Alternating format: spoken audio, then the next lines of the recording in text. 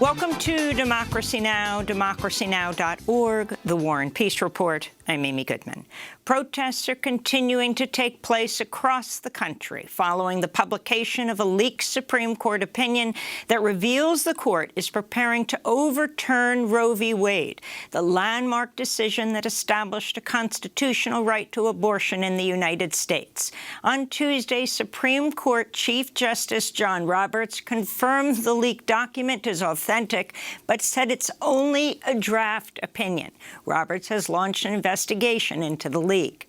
President Biden and Vice President Kamala Harris both spoke out in defense of reproductive rights Tuesday. Harris spoke at a gala hosted by Emily's List. If the court overturns Roe v. Wade, it will be a direct assault on freedom, on the fundamental right of self-determination to which all Americans are entitled. Legal experts are warning the overturning of Roe could pave the way for the conservative justices to also end same-sex marriage and access to contraceptives. On Tuesday, Congressmember Pramila Jayapal spoke at a protest in Seattle, Washington. There is a straight line from upending abortion rights to getting rid of access to contraception to banning gay marriage, and our low-income communities, our black and brown communities, our LGBTQ communities will be the ones who pay the steepest price, because abortion won't go away, but safe and legal abortion will, endangering millions of people. On Capitol Hill, Senate Majority Leader Chuck Schumer said the Senate will soon vote to codify abortion rights into law, but the effort's expected to fail even though Democrats control both houses and the presidency. This is in part because Democratic Senator Joe Manchin of West Virginia and Kyrsten Sinema of Arizona continue to oppose changing the filibuster rules. On Tuesday, Oklahoma's Republican Governor Kevin Stitt signed a law banning abortions after just 6 weeks of pregnancy. The bill's modeled on Texas's anti-abortion law that took effect in September. Oklahoma's new law allows any state resident to sue doctors who perform abortions or anyone who aids or abets an abortion, with rewards of at least $10,000.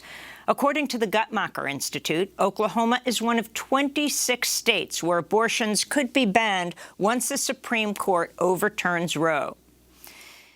The European Union has unveiled a proposal to ban all Russian oil imports by the end of the year as part of a new round of sanctions over Russia's invasion of Ukraine. European Commission President Ursula von der Leyen spoke earlier today in Brussels. Today, we are addressing our dependency on Russian oil, and let's be clear, it will not be easy, because some member states are strongly dependent on Russian oil, but we simply have to do it. So today, we will propose to ban all Russian oil from Europe. This will be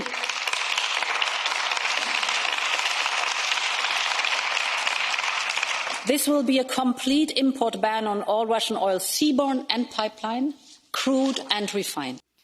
The European Union's planning to give exemptions to Hungary and Slovakia to allow them to keep importing Russian oil for a longer period of time. Parts of the western Ukrainian city of Lviv remain without power and water after Russian missiles hit 3 electrical substations there on Tuesday in the first attacks on the city in over a week. In eastern Ukraine, local authorities in Donetsk say 21 civilians have died after Russian attacks Tuesday. In the southeastern city of Mariupol, there are reports Russian tanks are storming the Azovstal steel plant, where Ukrainian fighters and civilians have holed up. In recent days, over 100 civilians were able to evacuate the plant. Meanwhile, the Belarusian military has just begun large-scale military drills to test its army vehicles for combat readiness. Belarus is a close ally of Russia and shares a nearly 700-mile border with Ukraine. On Tuesday, President Biden visited a Lockheed Martin plant in Alabama where Javelin anti-tank missile systems are made. Biden called on Congress to approve his request for $33 billion more for Ukraine, including over $20 billion in military funding. As I said from the beginning, this fight is not going to be cheap. But caving to aggression would even be more costly. We either back the Ukrainian people as they defend their country, or we stand by as Russia continues its atrocities and aggression. Pope Francis has revealed he asked to meet with Russian President Vladimir Putin in Moscow 3 weeks ago in an effort to end the war, but the Pope says he's not received a response. In an interview with an Italian newspaper, the Pope appeared to lay some of the blame on the Ukraine conflict on NATO. The Pope said Putin may have been reacting to, quote, NATO's barking at Russia's gate. The Pope went on to say, quote, I wouldn't know if this provoked an ire, but perhaps it facilitated it, he said. The UN World Food Programme says about 4.5 million tons of grain are stuck in Ukraine due to Russia's blockade of Ukrainian ports on the Black Sea.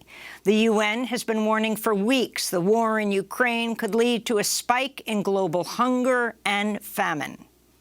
The U.S. State Department has declared WNBA superstar Brittany Griner is being, quote, wrongfully detained in Russia, in a sign the Biden administration may begin to press harder for her release. She was jailed in February after cannabis oil was found in her luggage when she flew into Russia to play during the WNBA's off-season. Brittany Griner is a 2-time Olympic gold medalist, 7-time WNBA All-Star. She's also a black lesbian who's been outspoken for LGBTQ rights. The State Department has now transferred her case to the Office of the Special Presidential Envoy for Hostage Affairs. The office played a key role in securing the recent prisoner swap with Russia that led to the release of former Marine Trevor Reed. BP has become the latest oil giant to announce massive profits. The company made $6.2 billion in profits in the first 3 months of the year. That's almost $3 million in profit every hour. In other oil news, the Wall Street Journal has revealed CIA Director William Burns made a secret trip to Saudi Arabia last month where he met with Crown Prince Mohammed bin Salman. The meeting came as the Biden administration is pushing the Saudis to pump more oil. Back in the United States, voters in Ohio and Indiana went to the polls Tuesday for 2 of the first primaries of this midterm election cycle. In Ohio, J.D. Vance won the Republican Senate primary after securing the backing of Donald Trump. Vance praised the former president during his victory rally Tuesday night. Thanks to the president for everything, for endorsing me. And I got to say, a lot of the fake news media out there, and there's some good ones in the back there, and there's some bad ones too, let's be honest. But they wanted to write a story that this campaign would be the death of Donald Trump's America First agenda. Ladies and gentlemen, it ain't the death of the America First agenda. J.D. Vance is a venture capitalist and author of the best-selling book Hillbilly Elegy. He was heavily backed by the right-wing tech billionaire Peter Thiel. Politico reports Thiel spent more than $15 million to back Vance, who will face Democratic Congressmember Tim Ryan in November's election to fill the seat currently held by Republican Senator Rob Portman. Vance's wife clerked for Justice Kavanaugh. In another closely watched race, Democratic Congressmember Shontel Brown has defeated challenger Nina Turner, the former co-chair of Bernie Sanders' 2020 presidential campaign. It was a rematch of last year's special election that brought Brown to Congress. We'll have more on the Ohio election later in the program. A former Philadelphia police officer has been charged with murder and is being held without bail for fatally shooting an unarmed 12-year-old boy named Thomas Siderio in March. Philadelphia District Attorney Larry Krasner accused the officer, Edsel Mendoza, of shooting the 12-year-old while the boy was face down on the sidewalk after a foot chase. Prosecutors say the 12-year-old had fired a gun at one point, but had discarded it about 40 feet away from where he was shot. A A former New York City police officer has been convicted of assaulting a D.C. police officer during the deadly January 6th insurrection at the U.S. Capitol. Thomas Webster was found guilty on 6 counts. Prosecutors accuse Webster of attacking a D.C. police officer with a flagpole, then tackling the officer to the ground. Webster retired from the NYPD in 2011. He used to work on former New York Mayor Mike Bloomberg's security detail. Former Defense Secretary Mark Esper says former President Donald Trump wanted Black Lives Matter protesters to be shot in 2020, as protests calling for racial justice spread across the country following the police killing of George Floyd. In his new book, Esper quotes Trump saying, quote, "Can't you just shoot them? Just shoot them in the legs or something?" Unquote. UN Secretary General Antonio Guterres has warned the war in Ukraine is aggravating a food, energy, and financial crisis across Africa. Guterres made the remarks during a trip to West Africa, where he also called for debt relief for African nations and for the military juntas in Burkina Faso, Guinea, and Mali to hand over power to civilians as soon as possible. The head of the military government in Guinea recently said a 39-month transition period is needed before civilian rule returns. Israel is now holding 600 Palestinians without charge or trial, the highest number since 2016. This according to a report by the Israeli human rights group Hamoked. Palestinians are often arrested on secret evidence and not given a chance to defend themselves in court while being held in what's known as administrative detention. North Korea has launched a suspected ballistic missile off its east coast. This comes about a week after North Korean leader Kim Jong-un vowed to develop the country's nuclear arsenal at, quote, the fastest possible speed, unquote. Today's test also comes just days before the May 10th inauguration of South Korea's new president, Yoon Suk-yeol. PayPal has canceled the account and frozen the funds of the independent news outlet Consortium News, which has criticized U.S. policy on Ukraine. The site's editor-in-chief, Joe Loria, said, quote, given the current political climate, it's more than conceivable that PayPal is reacting to Consortium News coverage of the war in Ukraine, which is not in line with the dominant narrative that's being increasingly enforced. PayPal also recently froze the account of another site, Mint Press News. And Norman Mineta has died at the age of 90. He was the first Asian-American cabinet secretary serving under Presidents Bill Clinton and George W. Bush.